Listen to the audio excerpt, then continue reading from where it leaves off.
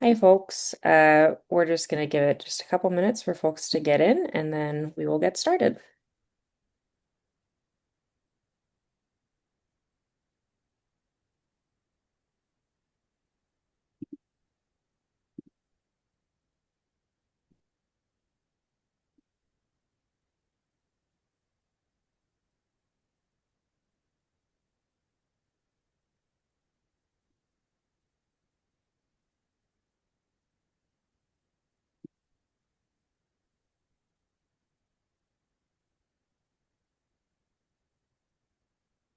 All right, we are going to start with turning this over to our Spanish interpreters to explain how to set up Spanish interpretation.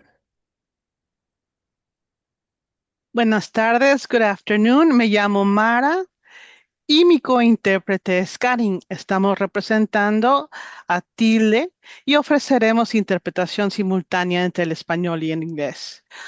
My name is Mara and my co-interpreter is Karin, and we will be providing simultaneous interpretation in English and Spanish. Este evento será en inglés y español. Para escuchar la interpretación al español, por favor seleccione el canal para español. Si usa computadora, haga clic en el globito con interpretación y luego seleccione español. Si usa la aplicación de Zoom en su teléfono o tableta, haga clic en los tres puntitos, luego interpretación de idiomas, luego español y por último finalizado.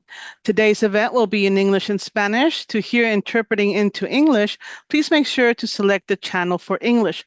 If you are using a computer, click on the globe icon that says interpretation and select English. If you are using the Zoom app on your phone or tablet, click on the three dots, then language interpretation, then English, then done. We will now give the final explanation. Por favor, silencie su micrófono cuando no esté hablando. Le solicitamos que hablen claro y despacio, especialmente si están leyendo o presentando información. Please mute your microphones when you are not speaking. We ask that you speak clearly and slowly, especially if you are reading or presenting information. Gracias por ayudar a crear este espacio multilingüe. Thank you for creating this multilingual space. Back to you. Thank you. We add Mara so that we can get started in interpretation, and then we will get started with our presentation.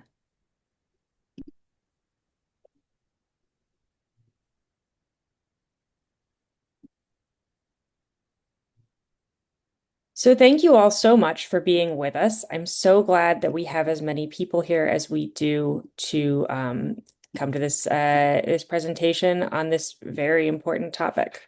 My name is Sarah Stout. I am the Director of Policy and Advocacy at the Prison Policy Initiative. And we're here today to talk about the many different ways that families stay in touch while loved ones are incarcerated, and some of the ways that those connections are under attack. And then hopefully we get some hope from two advocates who've been working very hard to help protect those methods of communication and connection. We're going to start with a brief presentation from me just to give an overview of the topic, and then we'll turn it over to our panelists and end with time for Q&A. Just some housekeeping. The chat is disabled, but the Q&A feature is enabled. So please, if you have questions, if you can put them in the Q&A section, we will do our best to curate those and answer them at the end. Thank you all so much. I will be turning it over now to Emmett Sanders to introduce himself and give us a little bit of grounding in what we're going to be talking about. Right. Thanks so much, Sarah. Hi, everyone. As Sarah mentioned, I'm Emmett Sanders. I'm the Policy and Advocacy Analyst with Prison Policy Initiative. I've been with Prison Policy Initiative for around 3 years now. Prior to that, I did a lot of research advocacy work around carceral surveillance. But I also come to this work as a directly impacted advocate. I'm someone who's been through these very systems that we're talking about today. I was incarcerated for more than 22 years. And one thing that I can say with as much honesty as I can with certainty is that I did not do that time by myself. Um, like so many others in prison, my family and my loved ones were with me every step of the way. Visits, phone calls, the boxes of letters that I've saved over the years that are sitting right over there, actually. Some from loved ones who are no longer here. They were more than a lifeline to me. They kept me whole and they brought me home. And I share this because, like our panelists, like so many of you who are attending, I know firsthand how very vital these family connections are during incarceration. So I'm grateful to you all for being here to share and to learn with us today. And I'm particularly grateful to our amazing panelists, Jody Hawking of Return Strong and Taj Mahan Haft of Virginia's Dehumanization Project, who have led such remarkable efforts to protect family connections in their states and have centered and impacted people and their families in the process. So again, thank you so much for being here, and I will turn it back over to Sarah now to talk about today's event. Thank you. Thanks so much, Emmett, and thank you for sharing sort of your experience. I know we're going to hear a lot more about people's personal experiences with these connections today, and I'm really honored to be able to hear about those and participate in the conversation. So I'm going to start by talking with a little bit of overview of just how do people maintain family and community connections when incarcerated? Incarceration is, of course, a massively isolating experience. It takes people physically and mentally far away from where they're from their families of origin, from their communities, and places them in a setting where their identity and humanity can be stripped away from them. Connections to the outside world are what help many incarcerated people keep their sense of identity, keep their sense of hope, and ultimately return to society able to be full members of it and be happy and healthy people. There's tons of ways that people maintain these connections, but the Bureau of Justice Statistics did do a sort of survey of how particularly parents in state prisons maintain these connections. And it's a huge range of things. In-person visits, physical mail, phone calls, and then new technologies that aren't reflected in this graph, things like e-messaging and video calls, which we've seen a huge growth of in the past couple years. You can see that the most common way that parents stay in touch with their children is through the mail, followed by phone calls and then visits. Visits are, of course, one of the more difficult ways to stay in touch because they involve often getting in a car and going quite far. Um, so these different methods all come together to form connections that people have, particularly with their children, but also with their family and their friends of other kinds. The cost of keeping connected, the economic cost of keeping connected is huge. There was a study in 2025 that tried to estimate the amount that incarcerated family members spend, or family members of incarcerated folks spend per year to take care of them and stay in touch. And it estimated that as for over $4,000. There's a total of $1.8 billion spent annually just on travel to state and federal prisons to visit immediate family members. So you can think of that as actually a very small percentage of uh, of the um, of the total amount of money that people end up spending on staying in touch. These costs disproportionately fall on Black Americans for a couple of reasons. One is that studies have shown uh, that Black Americans are more likely to visit and are more likely to spend money on phone calls for their loved ones. And the other is, of course, the disparate racial impact that incarceration has. Black folks are more likely to have multiple family members in custody. And for each family member, these costs are incurred because people are usually incarcerated at different facilities in different parts of the state, and must all be kept in touch with. So let's start by talking a little bit about visitation. And what I'm going to do over the next couple sections is talk about some of the empirical research that shows that these forms of connection actually matter. There are a lot of folks, including folks, from the correction side, who don't see the value of family connections and particularly things like visitation and phone calls. They see them as costly distractions from their day-to-day work. And the empirical research shows that this is the wrong way to look at it from all sorts of for all sorts of reasons. And so I want to go through some of those reasons, looking at visitation, looking at phone calls, and then looking at postal mail. And we'll also talk about the different ways that these methods of connection are under attack and some of what we've seen as ways to defend them. So visitation and phone calls reduce recidivism. This is one of those things that I lead with, and I always want to put a disclaimer out there. Uh, we know that the thing that many people in society are the most interested in when we talk about incarcerated folks is whether or not they will go back to prison once they are released. I tend to think that that is a very narrow way to talk about the success or non-success of incarcerated people when they are released. Nonetheless, it's where the research is. And so I want to give that disclaimer by say that I think that this is a very small picture of what we should be thinking about when we think about whether people are successful when they're released. However, we know that receiving visitation leads to a reduction in both new felony arrests and in technical violations. There are multiple studies that show this dating back 50 years. And these studies have shown that actually each individual visit has an effect on decreasing recidivism. They were actually able to track that, someone who had 5 visits had a different experience than someone who had 3 or 1. Interestingly, these results all hold even when controlling for whether people overall have family support. So it isn't just that visitation is a proxy for whether you have family who are involved in your life. The act of visiting matters. Visitation also creates safer conditions inside. This graph is a graph of the rate of assaults after in-person visits were eliminated in Knox County. And in this case, particularly, in-person visits were replaced with video visits. And you can see in the graph that after a ban on in-person visits, there was a huge increase in the rate of assaults.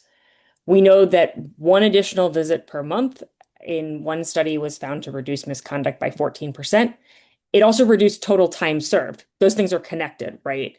People who, time served can be increased because people have misconduct tickets. So visitation also decreases the total amount of time that people spend in custody. Replacing in-person visits with video visits was associated with higher rates of assault, as I said. We also know that visitation is linked to reduced depressive symptoms in incarcerated people. And we know that when incarcerated folks are dealing with fewer mental health systems, everyone in prison is happier. Misconduct is lower. People have more fulfilling lives. Guards report higher satisfaction with their own jobs. And generally, the prison is a safer place. Unfortunately, what we've seen is that particularly post-COVID, and during COVID as well, there's been a huge restriction and attack on visitation as something that matters for incarcerated folks. We've always seen, I would say, that there have been punitive restrictions and loss of family visitation used as discipline in prisons. Visits can be taken away for disciplinary reasons, sometimes very minor disciplinary reasons. And it's particularly concerning because one of the trends that we've seen recently is departments of correction adding taking away visits as specifically a punishment for testing positive for drugs. And that's particularly concerning because obviously the reasons that people use drugs are often mental health related, the exact kinds of things that visits help, the exact kind of symptoms that visits help alleviate. So it's really a very counterproductive way to structure a discipline system. From the side of folks who are visiting, we've seen a lot of policies that have discouraged people from visiting their loved ones. We see arduous, humiliating, and unreliable screening processes that cause people to go through incredible amounts of basically trauma in order to see their loved ones, and get turned away unnecessarily, even after they've traveled often for hours and hours to reach a prison, only to be told that they can't visit because of something they're wearing or the faulty results of a test. We also see discrimination against, for example, folks who wear religious garb or who have disabilities that require them to have various kinds of devices that are not that the visitation room doesn't want, and just general arbitrary enforcement. There's often very little oversight of how corrections officers treat people in custody. I mean, who are visiting. And very little way to appeal or appeal those kinds of decisions. We've also seen the complete elimination of contact visitation in certain places and replacement with video calls. That trend has not been as intense as we feared it would be, but it is happening some places. There have been legislative efforts, however, to protect visitation. One bill I want to highlight is a bill HB 25 1013, so it's a bill in 2025, that was worked on by Together Colorado, that established that visitation is a right, not a privilege. And that has implications for the disciplinary kinds of measures that I'm talking about, because it means that people actually hold a right to visitation, an affirmative right.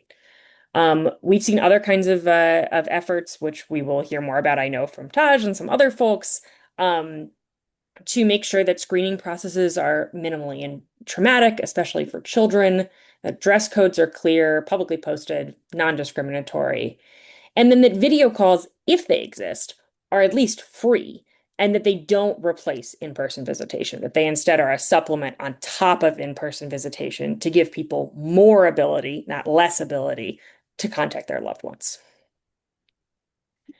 So turning to phone calls a little bit, phone calls are a vital lifeline. They're among the most accessible forms of communication for all incarcerated people since they don't require travel. There are lots of incarcerated people whose family members simply cannot make it to the prison for all sorts of reasons. And phone calls are something that's often very accessible for most people as a way to stay in touch. Studies have shown that regular weekly phone contact with children can actually be even more beneficial than visitation in maintaining family connections. And that's probably because of frequency, right? The ability to talk to somebody every single week builds a kind of connection that much less frequent visits may not be able to.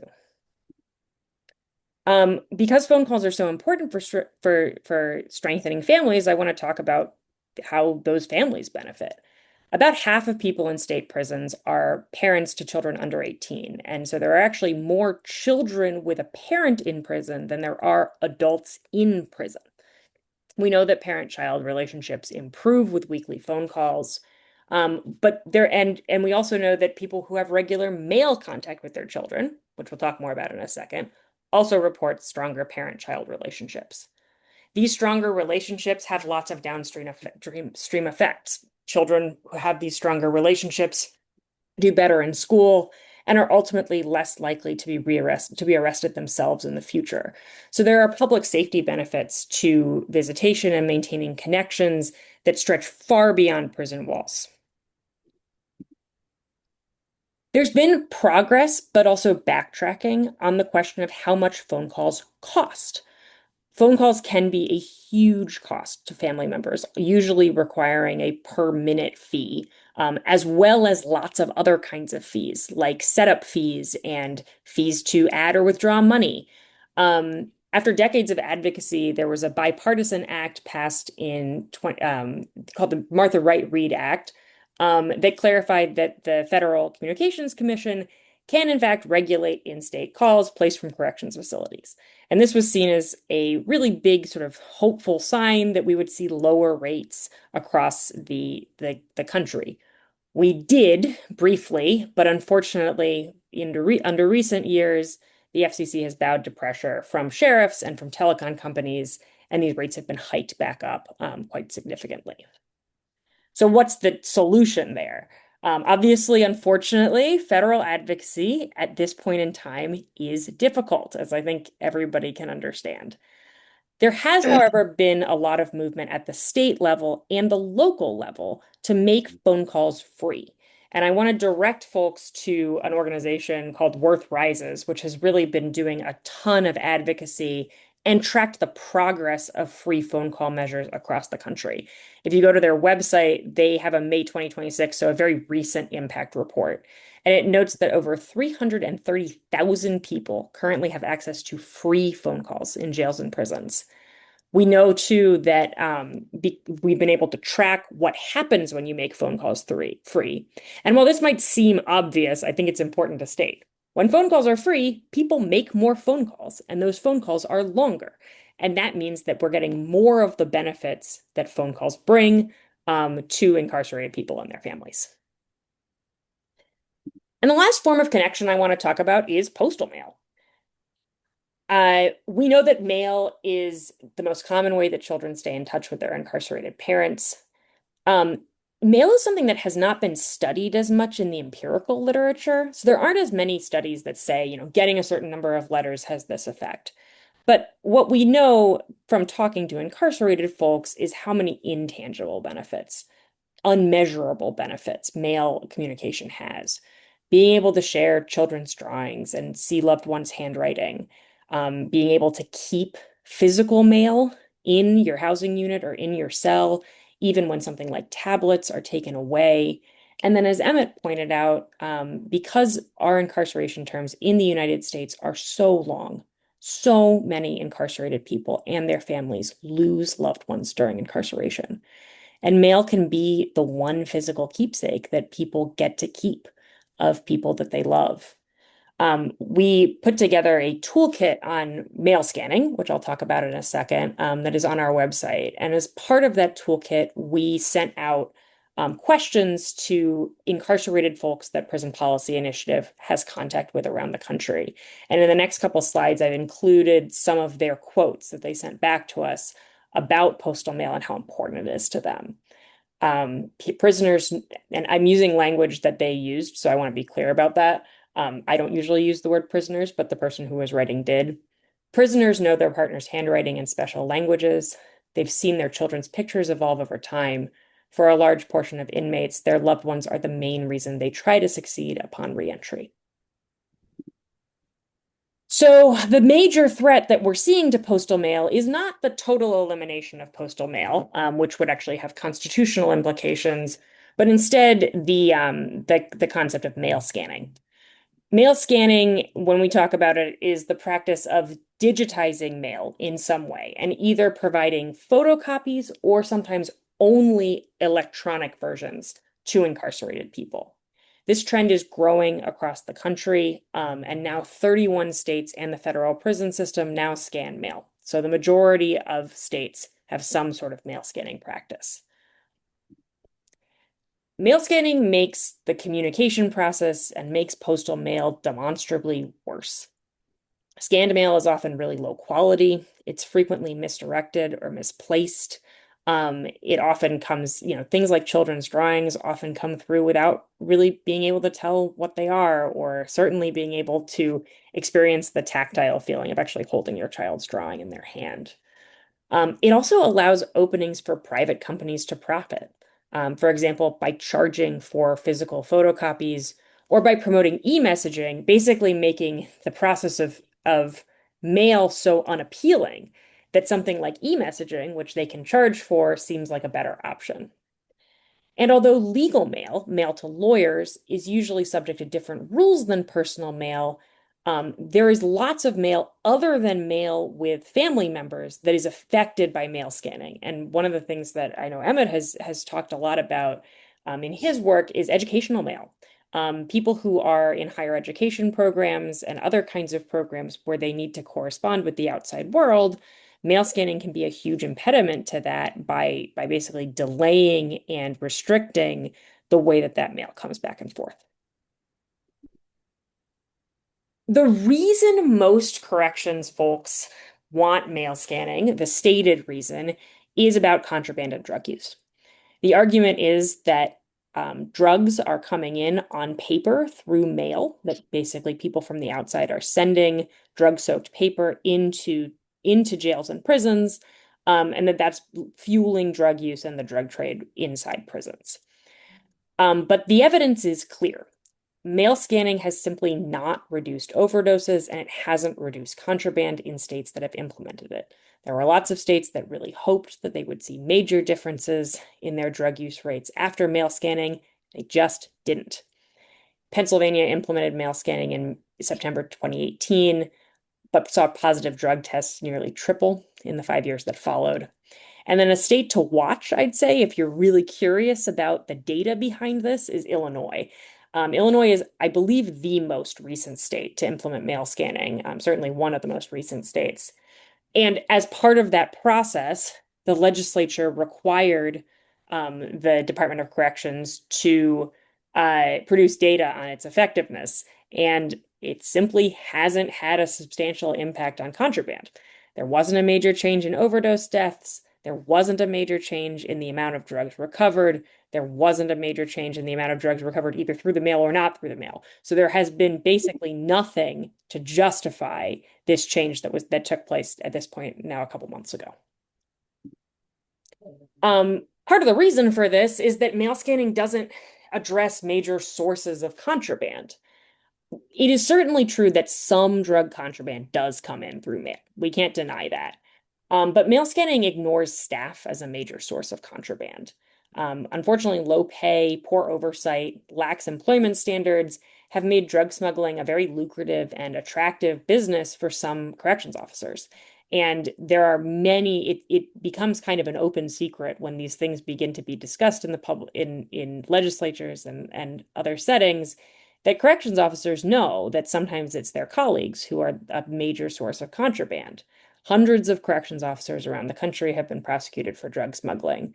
One person in Illinois who we spoke to noted that scanning mail doesn't stop the drug flow, but it does make the prices go up. The people who sell contraband in prison love it. And that does make sense because mail scanning isn't addressing major roots of contraband. It's not really getting at the root of the problem. So how do we get at the root of the problem, and how do we oppose mail scanning as sort of a false solution to this problem? The first thing that we generally suggest is that there's an insistence on data collection. This is also something where there've been a couple bills in Illinois that are worth looking at as textual examples of how to write this, as well as in Nevada, as Jody will talk about. But here's some of the questions worth asking. How many pieces of mail have tested positive for drugs and for what substances? I'd add, how are you testing the mail and is that method reliable?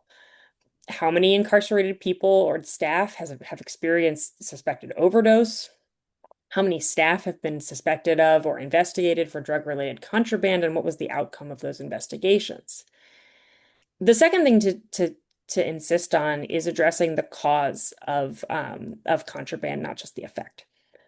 We know that the reason people use drugs behind bars is similar to the reason that people use drugs outside of custody: hopelessness, mental health issues, feelings that there isn't really another option, are all at play. And so serious investments in mental health and and other programs that support incarcerated people are the best way to get at the source of the problem. Lastly, if mail scanning does exist in your state or is a foregone conclusion in your state, there can be bills that can be passed to mitigate the harm caused by mail scanning. For example, making sure that the mail scanning process remains free for incarcerated people and their families. I'll end with one quote from an incarcerated person in Alabama who we spoke to. Physical mail is so important because it carries a certain tangibility that is stripped away when scanned and turned digital. The feeling and the essence of physical mail one can touch fades when digital. It's like you can't see and feel the love and contents anymore when it's scanned.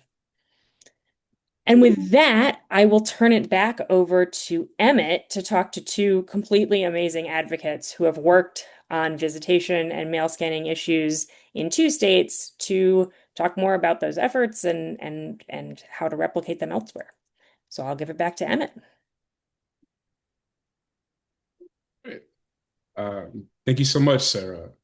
So now we're going to turn to a conversation with our panelists to learn more about their efforts to fight for families in Nevada and in Virginia. We're going to learn more about their work and about some of the strategies that they've used to protect those lifelines that we've spoken about. So I'll just do some quick introductions here. Taj Mahathir is the executive director of the Humanization Project. It's an organization that works to bring humanizing perspectives on criminal justice reform efforts across Virginia and beyond. Their work is led by and centers the lived experience of those whose lives have been shaped by the weight of doing time, including Taj himself. His work with the Humanization Project is directly informed both by his academic training as a sociologist, but also by his own lived experience inside Virginia's prisons, where he served 10 years. And that lived experience drives and shapes his work always, both for the loved ones, his loved ones that were impacted by his carceral journey, and for everyone that's still inside or suffering that trauma. Taj also serves on a number of other committees and coalitions, including the Virginia Coalition on Solitary, the Restorative Justice Legislation Coalition Steering Committee, the Expungement Council, the New River Valley Reentry Council, and so many others.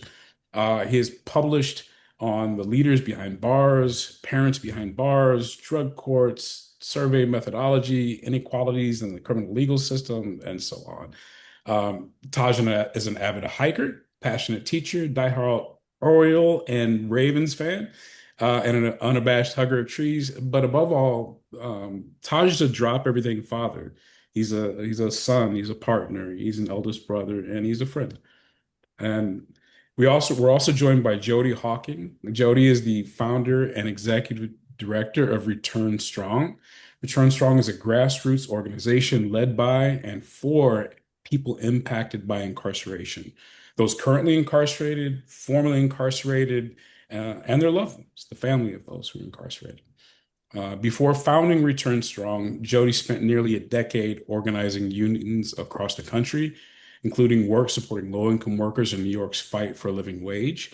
When her partner was incarcerated during COVID after a parole violation, she was outraged by the injustice of the system and channeled that outrage and her organizing skills into uniting impacted families in Nevada.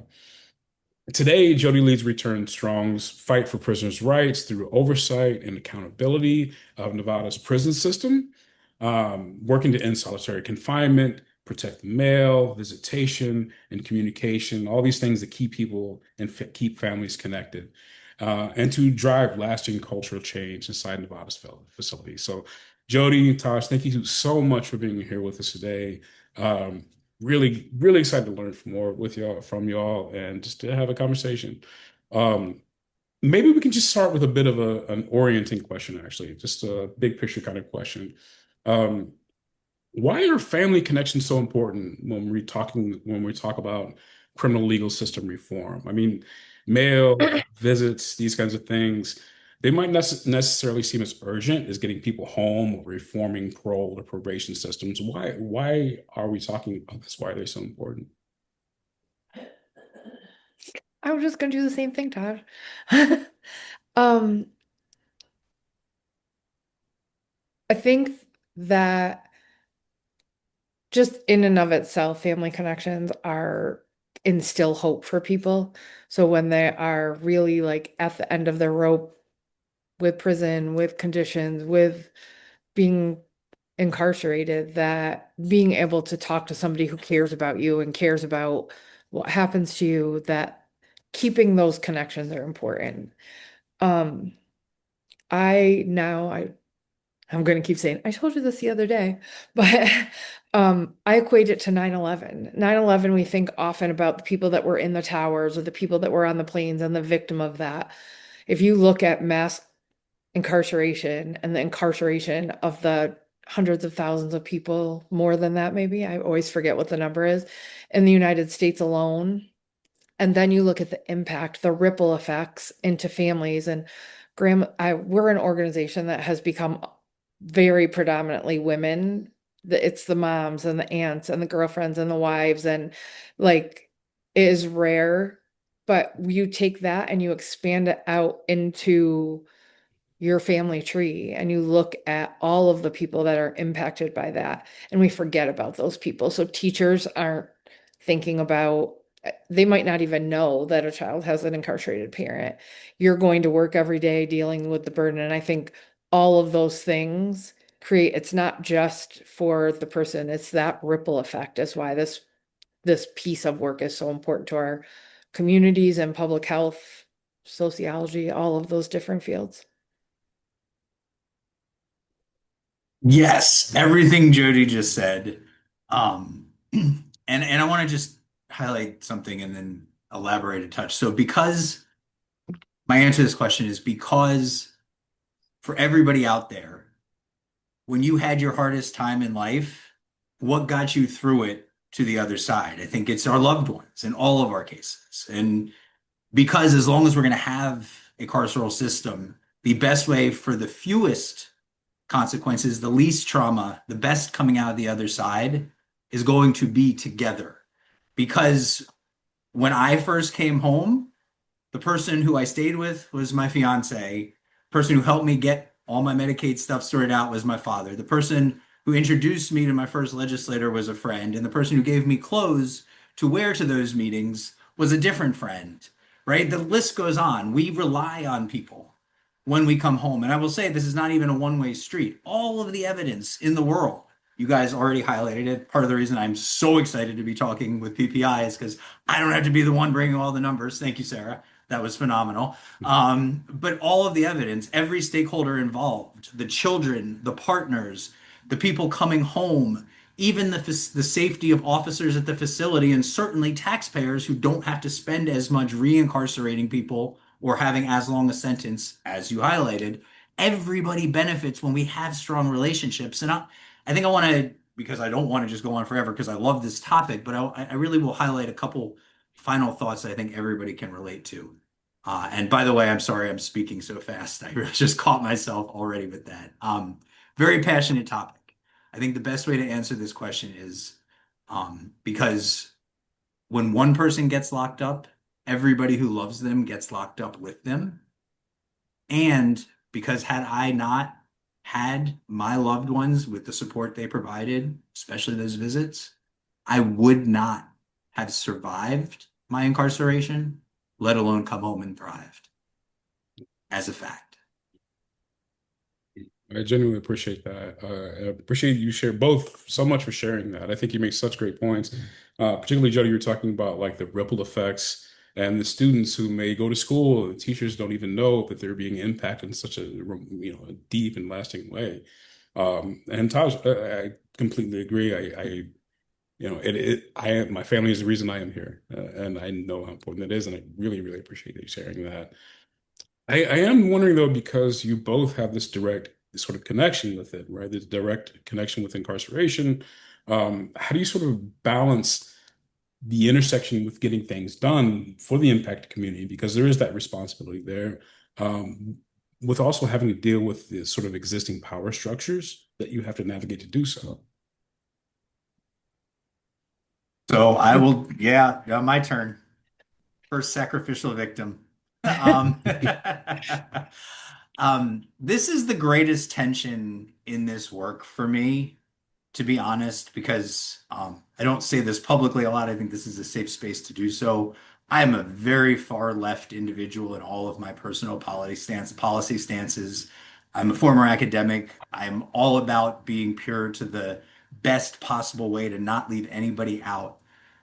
And then I live in Virginia and work where I work primarily in Virginia. And that is a state that is a purple state that does not want to do anything that is not incremental and does not ever want to be first to do anything. So the options are really left to be like, how do you get anything done for the people you left behind? And so that's where I land, and that's a big part of my balance on this is I want to make sure any work we're doing as an organization or as a justice impacted community more broadly, my perspective on it is always going to be informed by lots of conversations with the folks inside who are still my friends and still really guide the work, as well as some conversations with my friends out here who are systems actors or work in this same space who do also understand the dynamic of an institution can't do certain things overnight. It's not actually possible. And having to marry those two, it's not always easy. And that's where the third piece, lots and lots of conversations with a lot of people in the community who are not just me. I love coalition work as much as I can. I get on coalitions, and actually, the work related to visitation is something that is certainly by no means just our organization or me.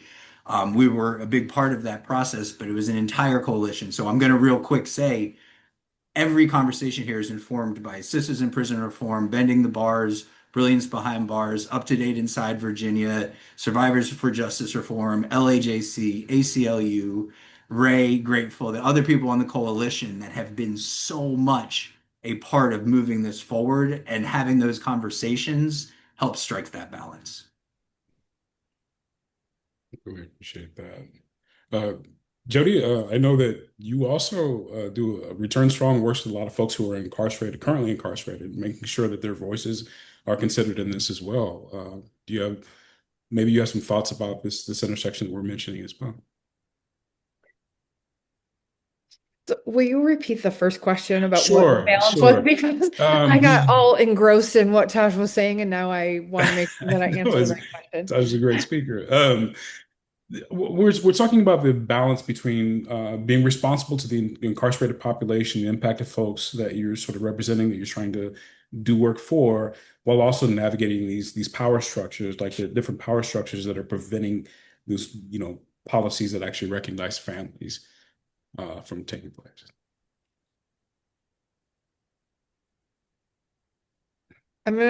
Again, I want to repeat what Tosh said. I'm not going to name everybody off because I'll forget someone, but none of this is any one person or one organization, right? Like there are tons of people who they step up on certain issues and we jump in and follow.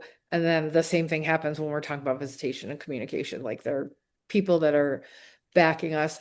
I think one of the critical things for us is early on, and it could be like my background in labor organizing, is specifically looking for like what are the systemic problems, and then educating everybody involved. So, a great example is there was just a news article the other day, we should have free phone minutes, which is great. I would love if we could get free phone minutes, but the way like the budget and prisons are funded in Nevada is just not possible right now. We have other things that we have to do before we get to that.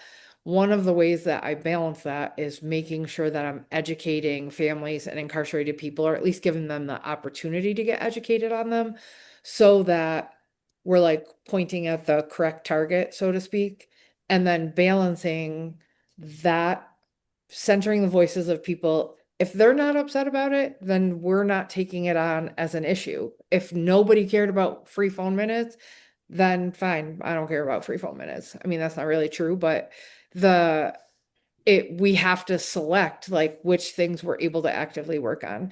That's one of the ways that I think we make sure we're centering the voices of people who are impacted while we're working within power structures. And it is building coalition. Sometimes it's educating the other organizations on this issue, because maybe they work on housing reform, but they don't include how that affects impacted people. So we want to get on that. And so those are the ways that I think we work through balancing them.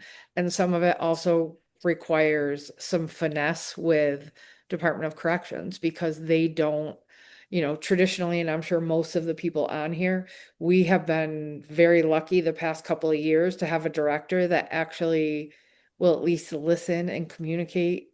Not that it's a perfect like working relationship, but I use union negotiate. I was working in contract negotiation. And so sometimes finding that sweet spot where we can have a consensus when we really disagree, for instance, about the mail, like we can't come to the sweet spot on that. So it continues to be a battle. So I think all of those things, centering voices and making sure that we are not always only calling out, but sometimes we're calling in some of those power structures, without compromising our own values in the process.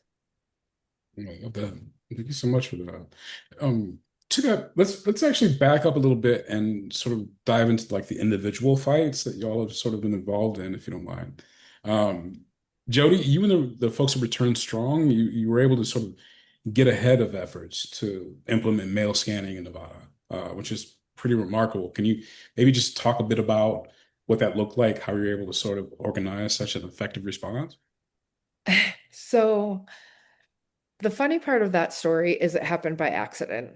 We were just starting, and this is not a plug to you guys, although it is a plug to you, is I obsessively read PPI. I look at like what's going on around the country, what things are happening, how do I literally you are my go-to for every like to get a view of what's happening nationally on different topics. And so back in 2021, we were only like probably 6 months old and had really developed by accident in response to the pandemic, in response to things that NDOC and the old director were doing that were horrifically damaging to people and families. And so one of the things that families were pushing for was we want tablets.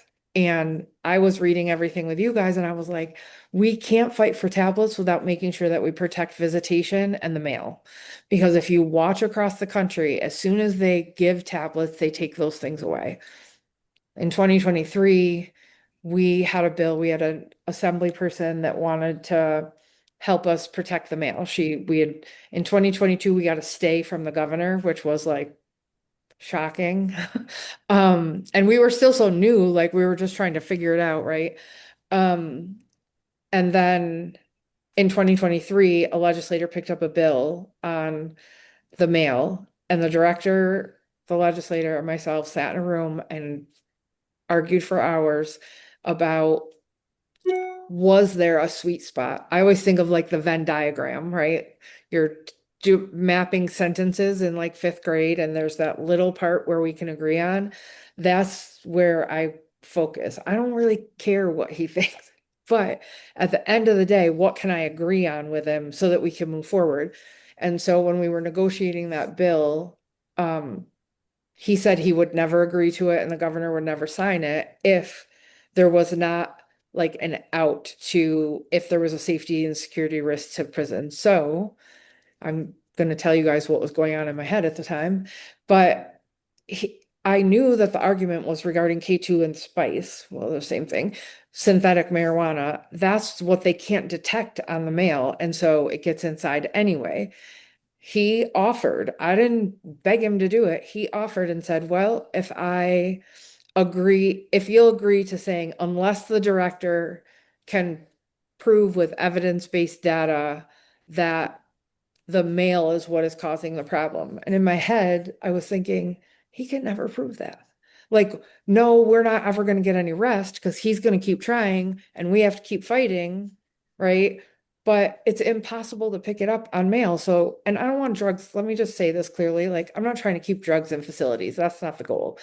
But in there, so now we just keep pushing back every time. It gives us a little more time to organize about whatever their newest argument is, right? Right now it's drugs and overdoses again. I forgot what the initial question is, and I'm going to take the whole time if I don't pause there. Um, No, but so that really getting there and like watching for it is as an organization, I wouldn't sign off on tablets. And there were a lot of people that were, excuse my mouth, but pissed off at me about that. And were like, I don't want to be a part of Return Strong because that's not, but what they didn't understand was we could lose everything. And that's fine. If you're a short termer and you're a short timer and you're only going for a year or year and a half, that's one thing. But I always am trying to think, what about our DR people? What about our life without parole? Like if they lose visit or they lose mail, then what happens? Like they live the rest of their lives without any emotional, physical contact with their loved ones. I mean, that's entirely true, right? We always have to sort of center the most vulnerable among us in these conversations, I think. One of the I was just kind of curious. One of the most crucial things you were able to do was sort of do that to make sure that it was based in evidence. Have they been able to provide any kind of evidence? How are they sort of subvert this requirement? So, I mean, corrections, I won't even see in Nevada only. Corrections in general is horrible about keeping accurate data. Their data is like very shaded to prove their point. And so we've built relationship with legislators that now when they say something, and the director knows this, I will get a phone call from a legislator that's saying, they're saying X, Y, and Z. Is that really true? Like we're the trusted source now of we're not like I don't respond emotionally. I don't, not that I don't want to, but it doesn't get me anywhere, right? We have to tell the story and the data. Both those things have to exist. They have not ever been able to meet the requirements. So for instance, there was a review of the mail. They decided they wanted to take the mail. And really part of the problem is, in my opinion, they think it's a cakewalk. They can just walk in and take it. But we have to keep holding the line. It might not win it and kill what they want to do, but the longer we hold the line, the more that they come to the table to negotiate. Right. So maybe we're not going to lose physical mail, but we might lose X, Y, and Z, like one piece of it or something, printed copies. I don't know what it's going to be. The hope is that we can force them into such a corner. I say I always keep them on the ropes and get them on the ropes and keep them there. They can't ever quite get their balance. So the data study that they did, they only tested in one facility, our max facility in the state that has the most violence, disciplinary problems, drugs going into the facility, all those things. Horrible, like situation in that facility. They took what they learned from that facility and applied it statewide as if every facility had the same rate that the highest risk facility had. Then on top of it, they took those numbers and applied them to overdose rate statewide, medical overtime statewide, but that's apples and oranges. That's not how data and research works. And so we went to legislators that either are our champions or we went to legislators that we knew would be like, this isn't data. I'm a professor at such and such, I'm at UMLV or whatever, and just kept pushing them to say, and they pushed the next level and the next level. And so on Friday, we were able to get it pulled again, in part because of pushing that side of it. And then our families come and tell the stories. We families are control the narrative. We have to have them control the narrative. So we get the emotion and the data and we just keep working on it. Amazing. I really appreciate that.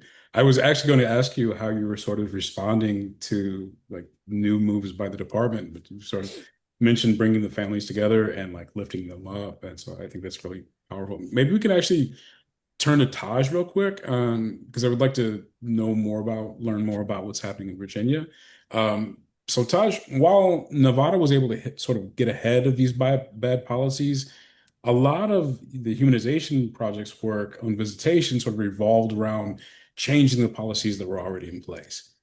Um, can you talk a bit about what sort of issues that incarcerated folks were and their families were facing with visitation in Virginia and how that impacted folks? Yes, absolutely. So, first of all, though, again, whole Virginia Family Access Coalition, everything, the Humanization Project, definitely a big part of it, but shout out to everybody. All of this reflects all of that work, and I want to make sure that's always centered. Um, so between COVID and the interruption of COVID on visitation fundamentally everywhere, and the long-running Department of Corrections desire to, as was noted earlier, kind of view visits as something that's an annoyance that we have to deal with and therefore discourage them as much as possible. That was the cultural mindset for many years, but it had only been chipped away at. And then COVID showed up.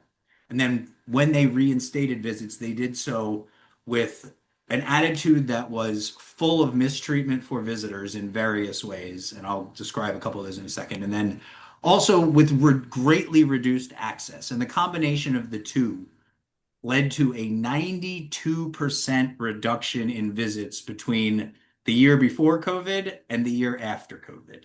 A 92% reduction through both structural and cultural changes, which means you de facto eliminated visits. That's crap. And to the mistreatment side, the particular things that were happening were one, generally arbitrary denials of visits, as was discussed earlier, when people go all that way, put in the money, the time, getting off work, and then they're turned away, and there was no recourse, right? They were just somebody there at the desk said, "You're not coming in today," and turn around and you can complain on Monday if you want. Often that's centered specifically on arbitrarily interpreted dress codes.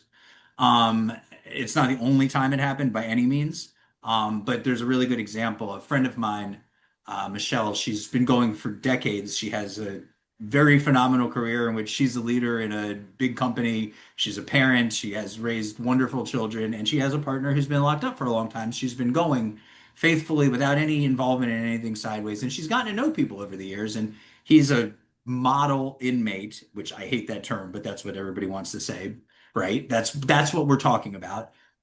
He had recently, after years of going to visits every weekend, he had gone and told somebody inside the facility that somebody else who worked there was playing some games that were inappropriate with somebody and had initiated an investigation on an employee. That employee's friend, when Michelle, his wife, showed up for the visit that weekend, all of a sudden a shirt she'd worn many times before to the same visitation room was not enough. And she had to go buy a shirt at a dollar store and miss half of her scheduled visit.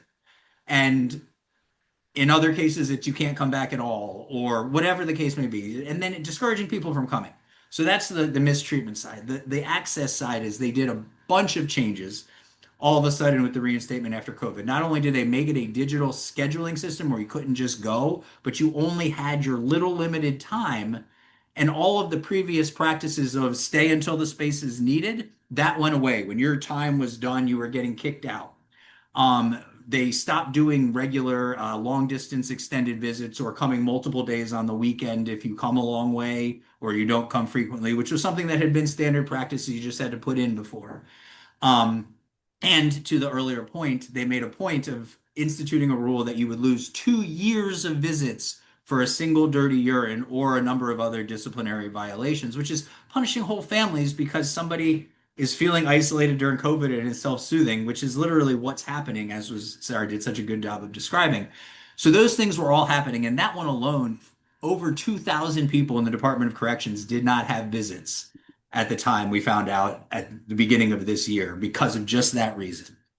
And I think an example of this, of the illustrative effect of this, is I would quickly say, so my family, as I said earlier, kept me going through those visits. Survival and then a reason to thrive. They were my motivation. Like every time something happened, if somebody was pushing something at me, an employee or a resident, is this worth not going to that visit? And the answer was always no.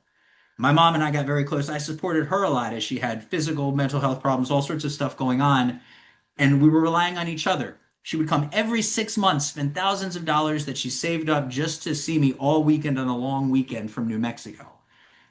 And we'd done this every 6 months when you were allowed, no problems. She got on the first plane available once visits were reinstated. We did all the paperwork, got everything scheduled. She also scheduled in the new portal.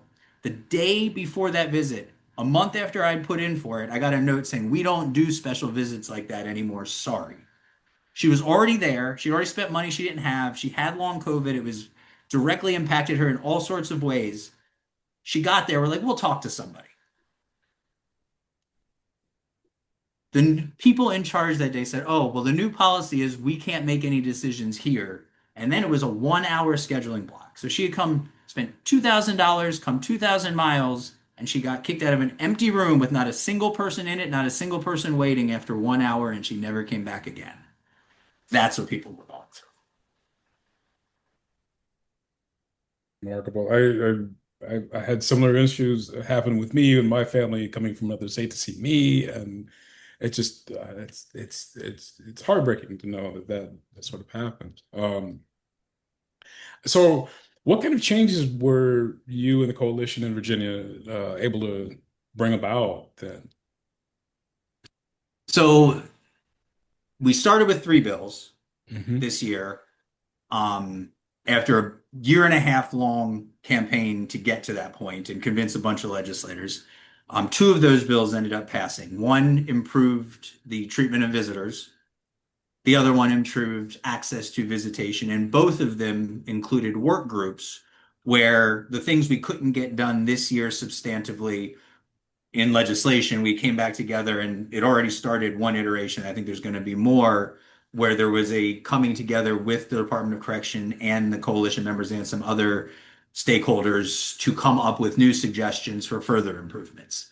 The bill that passed about improved treatment of visitors had two primary elements right now. The first one was that dress codes would be standard and measurable across the state and are not allowed to differ facility to facility and have to be measurable. And the second one, and I think is even more important, is that if you want to stop somebody from going to a visit when they've shown up for any reason, dress code or otherwise, you not only have to provide them with a written documentation on the spot of what rules they violated, but also you cannot do that until you get approval, not just from somebody at that facility, but from a regional director or higher. So there has to be an on-the-spot accountability to deny somebody a visit. And some degree of evidence. I mean, we all know departments of corrections evidence, as Jody alluded to, but still definitely progress, some skin in the game. The other bill about access, the things that were improved already substantively in the law. First, that they would maximize safe seating capacity because they had reduced the number of seats in the same rooms after COVID. The measures of that are still being worked out, but they've already improved it considerably. Over 160 seats in visitation rooms have been added since. I think there's more to go. Also that they would no longer kick people out of empty rooms. If the space is available, once you're there, you may stay, which is a really big thing if you come a long way and then somebody kicks you out of an empty room. Two, that long distance visitors will get some extra time. It's not quite what was before of like all day, all weekend, but at least more time that day or an extra day.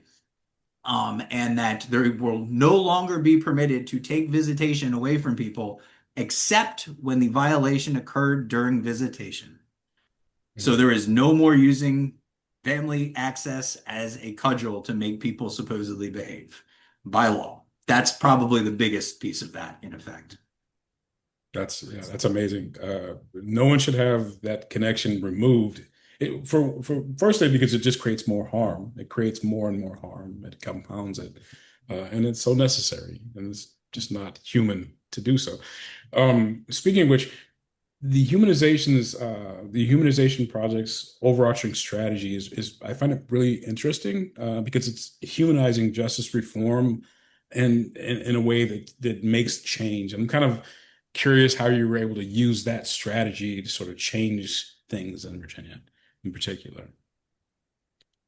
Yeah, I am very proud of how effective humanization has been as an agent of change. I think it works in any field, but I think it's particularly apt in this one where so much of our starting point is based upon stereotypes and reductions of people to their conviction.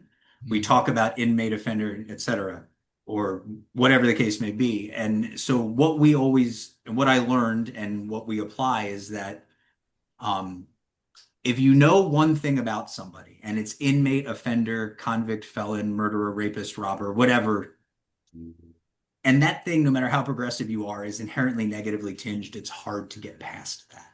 But if you know seven things about somebody, even if you strongly dislike one of them, the other six things you like makes that person your friend and you treat them with humanity and compassion.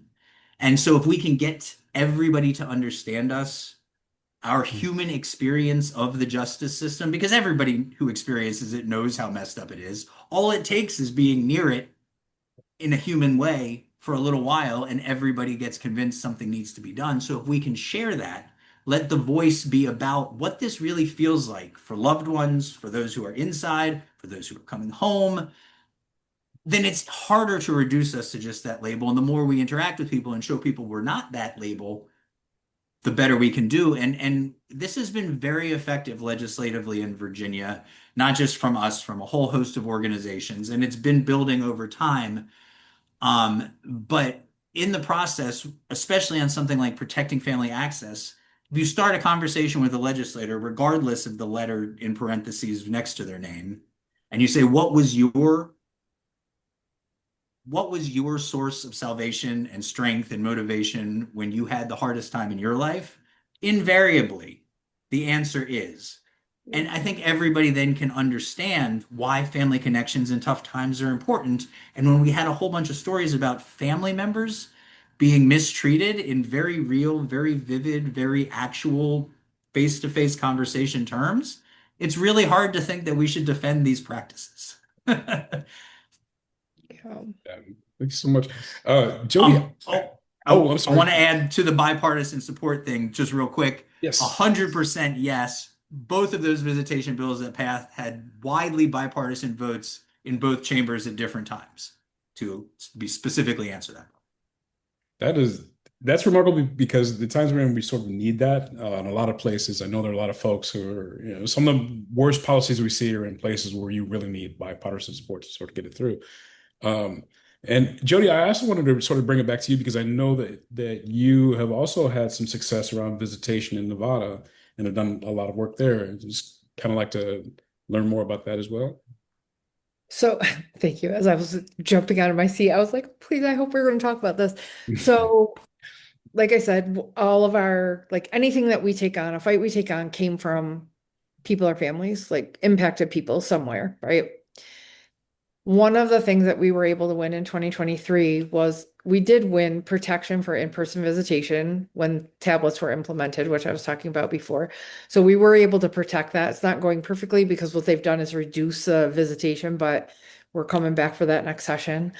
But one of the most significant bills and one of my favorite bills that we have won was really brought to my attention just from our own family. My husband went to prison well, really, he was a juvie lifer in California first and then in Nevada.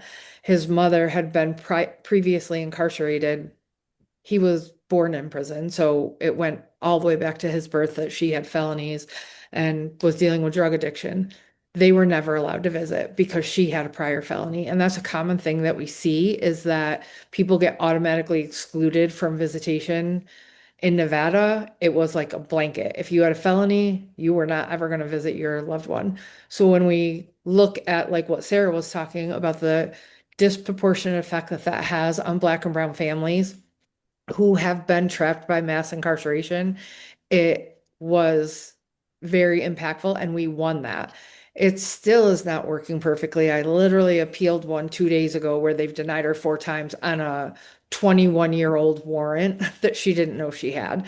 But we'll beat it. I probably have overturned like 200 visitation denials.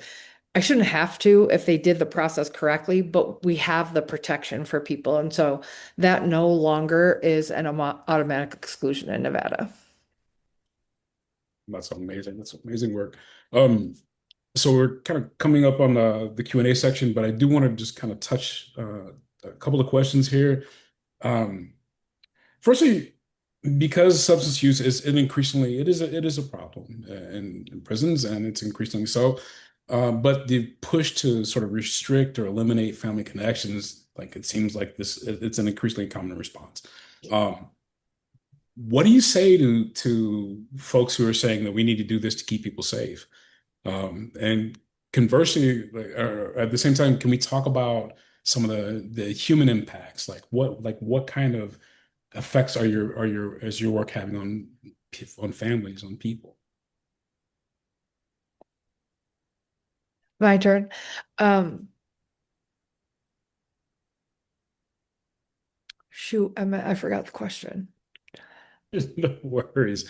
I would just say, what would you say ADHD, just please, grace is all I need. no worries. What do you say to people who say that we need to Oh, cut off family connections to keep people safe? And what are some of the impacts of on families of the work that you all have done of not cutting people off? I mean, my comment is like 2 words, prove it. Prove that it works. Prove that it's going to keep drugs out of prisons. Prove that it's going to make things better for people on reentry. Prove that what you're saying is going to actually do something good. Because if it's not, then we have to look at every other option before physical mail. We lucked out because NDOC, for some reason, in their data study, literally quoted, I think it was CCA, I can't remember who they quoted, but some correctional institute. And the director has said to me, it's like playing whack-a-mole.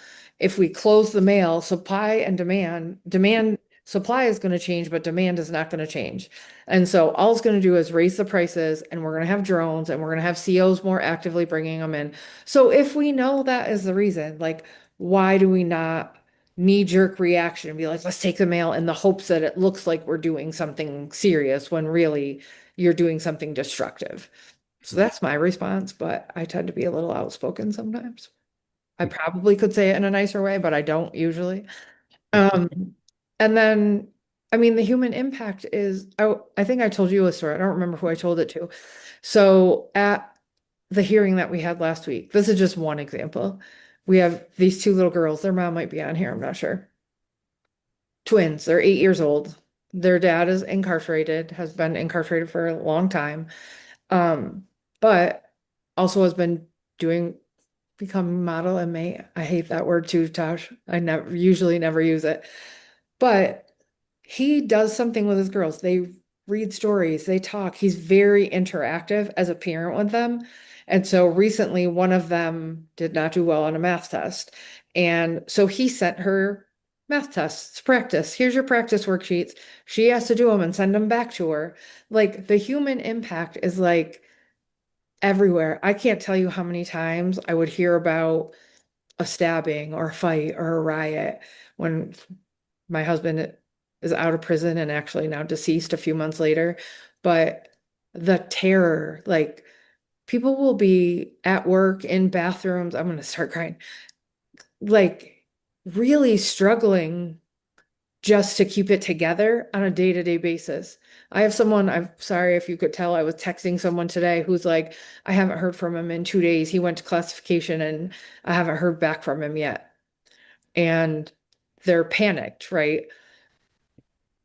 There is a nonstop in that very larger circle. We can think about this through all of the benefits communication does for the person who's impacted, who's in prison, but that circle of how people function in the world with a loved one that's incarcerated is a public health crisis, in my opinion, that we never talk about, except for in spaces like this.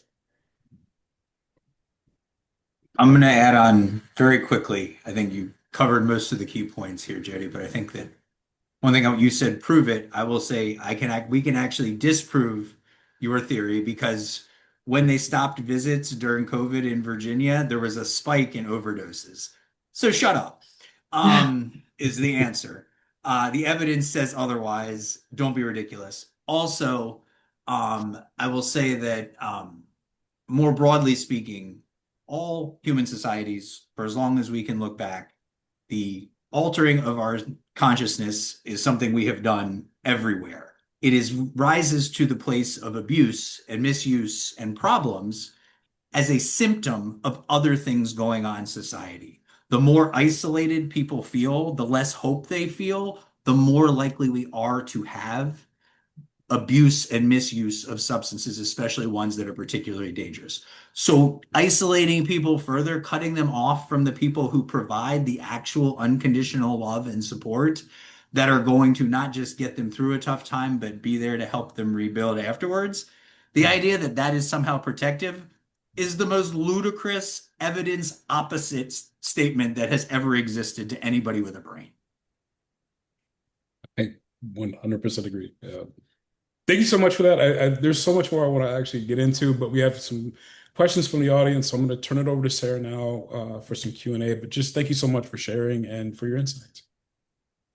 Yeah, thank you all so much, and thank you to the many, many people in the question and answer who have put both questions and comments about what we're talking about here. The first question I have is I'm going to combine two questions. So the first question was directly to Taj, which was, as you talked about visits being reduced by 92%, the number of people that had been affected by disciplinary tickets. The question was, how did you get those numbers? And then I will add on another question because I think it goes with this. Once you have numbers, how do you get people to care about them? Those are two very different answers. I am a sociologist with this hat, and I am an impacted person with this hat. And so the one gives me the training to navigate ridiculous bureaucratic systems with determination and resolve. The other one is to be able to know what this actually means, right? And so both of those were involved as a collective answer. To the getting the information, I will not exaggerate this at all. It took me 17 FOIA requests to DOC to get the language right, to get them to actually send me back the document that I thought they probably had. 17, and it included an actual getting a call received from their FOIA officer to yell at me, actually raise her voice and yell at me about all of what I was asking for. And I said, I know how spreadsheets work. If you have this other thing that I've seen published, I know that means you have the root numbers that you can also send me. But it took a lot of persistence and willingness to navigate those systems, and I have not tried to email her since because I don't think I'm ever going to get an answer again. But I got it. They don't generally keep good records. That is one thing that this work group is working on. And two, the new leadership of the Department of Corrections of Virginia, starting this year under a new governor, everything has been overhauled and they're doing a lot better. I want to make sure I credit where it's due. They are at least willing to work with us on developing a data system. That is to me very important exactly for this reason. So somebody doesn't have to ask 17 FOIA requests. So taking that hat off, how do I get anybody to care about that? Because once I had that number, visitation has been a messed up experience in Virginia for years. We already had the stories. I've been talking with not just the one I shared of my mom's experience, but lots of people like that. So then I had the number that was going to make this concrete. Well, how do we get somebody? And that's the question of using existing relationships with legislators to say, here's this thing we would really like to tell you about. So a little bit of rapport and respect has to be developed to get somebody to give you an audience like that. You have to be taken seriously enough, provide enough evidence, like actual concrete evidence that it's not just a couple people complaining, because that's always the assumption about our community, right? And then prepare as a team collectively, like who thinks that this is something that their story will highlight? Who thinks, because 7 stories in a room, which is what we actually did to a handful of legislators together at once and said, this is what's happening.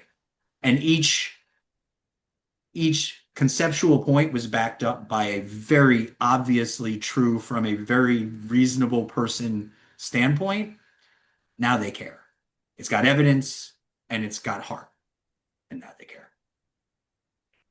Jody, anything you want to add? Just want to give you a chance if you want to.